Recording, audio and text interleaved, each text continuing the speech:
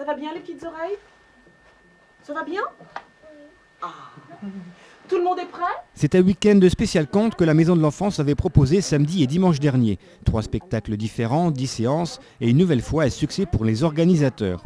700 spectateurs ont en effet investi la Maison de l'Enfance et l'espace culturel pour découvrir les 3 spectacles.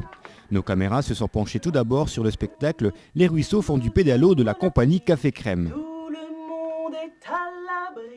Cécile Bergam était venue cette fois avec un nouveau spectacle destiné aux enfants à partir de 1 an. Sur le thème de l'eau, elle a fait voyager l'enfant dans son univers, un univers mélangeant l'imaginaire et le réel. Et comme à chaque fois, l'enfant, si petit qu'il soit, est captivé. Dans l'eau. Un jour, je suis sortie du ventre de ma maman. C'était le jour de mon anniversaire. Je n'étais plus dans l'eau. Oh. Oh. Alors, j'ai crié, j'ai pleuré, et tout le monde s'est écrié « Oh, le joli bébé !» Considérer l'enfant de 1 an comme trop petit pour voir un spectacle est une erreur selon Cécile Bergam. Dès le plus jeune âge, il arrive à comprendre et à vibrer aux histoires qu'on lui raconte. La preuve est que jusqu'à présent, ça s'est toujours très bien passé et je crois pas que... Enfin, moi, je ne me sens pas le droit de dire qu'il y a un âge à partir duquel on a le droit d'aller au spectacle.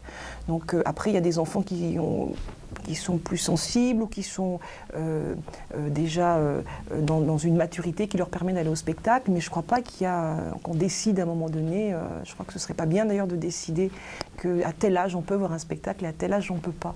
Je crois que à tout moment, dès qu'il est tout petit, l'enfant il a besoin de rêver, d'imaginer et le spectacle il est là pour ça je crois. Donc non, il n'y a pas de... pour moi c'est pas trop petit. C'est un bon départ en fait. Oui, je crois que c'est une façon d'abord de préparer les publics de demain ou les publics d'après-demain quand ils deviendront grands. Et je crois que c'est aussi une façon de donner à l'enfant parfois des paroles ou des images qu'il ne voit pas souvent parce que finalement c'est pas aussi courant que de parler dans la poésie, que d'être dans la magie. On est souvent dans des paroles d'injonction, dans fais ci, fais pas ci, fais pas ça, va au lit, couche-toi, etc. Et je pense que c'est pas mal que l'enfant il puisse entendre d'autres types de paroles. Donc à partir de ce moment-là, pourquoi pas 1 an, quoi. Il va tous les manger, attention!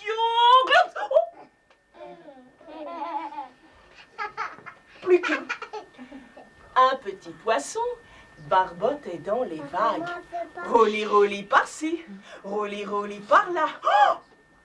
Le gros poisson est arrivé. Il veut le manger. Attention! Raté! C'est le plus petit et le plus futé.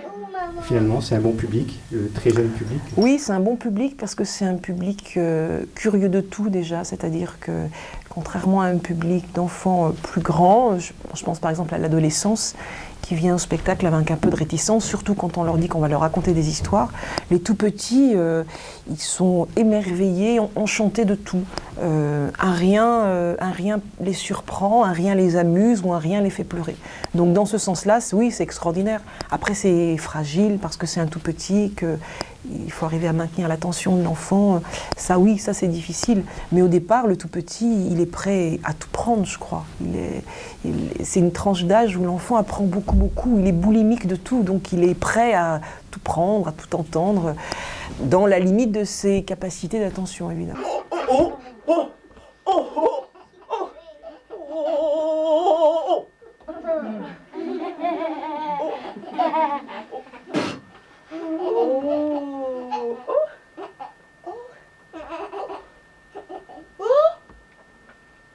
Elle est où l'eau? Elle est où?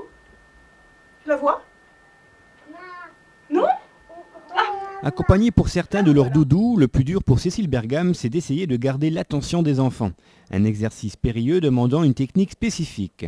Ainsi, le conte, c'est avant tout une histoire, bien sûr, mais aussi des effets visuels. Dans mon travail de conteuse, ça demande à rythmer mon récit, c'est-à-dire que pourrait pas raconter ces comptines les unes à la suite des autres sans qu'il y ait des moments où la voix se mette à chanter, sans qu'il y ait tous les petits effets parce que l'enfant au bout d'un moment décrocherait. Donc ça me demande effectivement de mettre du rythme dans la voix, dans la façon dont j'amène les comptines, la façon dont je les explore, la façon dont je vais les travailler pour qu'elles soient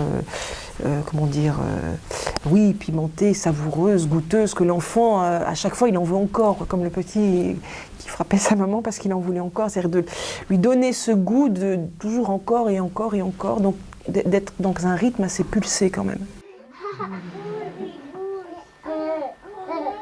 Bon.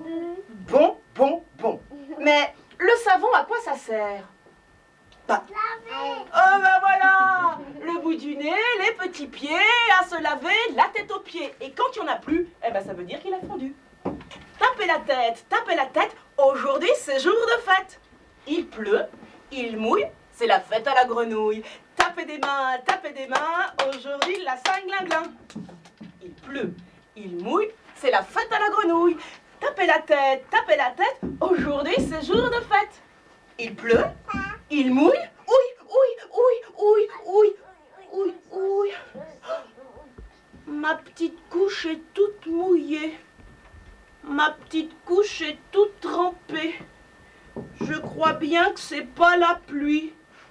Je crois bien que j'ai fait pipi. Tant pis. La plus belle des récompenses que peut obtenir l'artiste à la fin de son spectacle, c'est de voir tous ses enfants venir la saluer. Des instants magiques pour ces petits bouts de chou qui reviendront, c'est sûr, à la maison de l'enfance. Deuxième spectacle que l'on a suivi au cours de ce week-end, Issa Longjambe, un conte musical de la compagnie Vertigo à partir de 3 ans. Pendant 45 minutes, la conteuse nous raconte l'histoire d'Issa. Elle nous raconte le voyage initiatique d'un adolescent vers l'âge adulte. Au fur et à mesure que l'histoire avance, Issa tourne les pages d'un livre de tissu. On le découvre seul dans la brousse, avec un hippopotame. Il rencontrera des vieilles femmes et différents personnages qui l'aideront à franchir les étapes de la vie. L'autre rive appartient au crocodile. Mais jamais, ni l'homme ni animal n'a pu revenir de ce côté de l'eau sans être dévoré.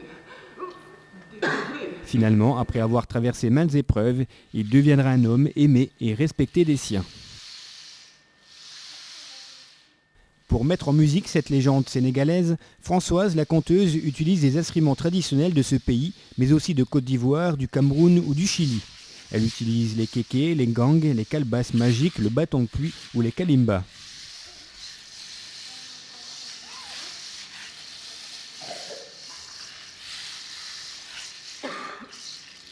Particularité de ce spectacle, à la fin de la représentation, l'enfant a été invité à découvrir les instruments qu'utilise la conteuse. Un échange secret, des discussions sur le fonctionnement des instruments s'engagent, le spectacle se poursuit. Mais tout a une fin, le week-end spécial conte est terminé, les enfants sont repartis avec des histoires plein la tête et déjà beaucoup d'entre eux se sont donné rendez-vous les 15 et 16 mars pour le prochain spectacle du Môme Théâtre.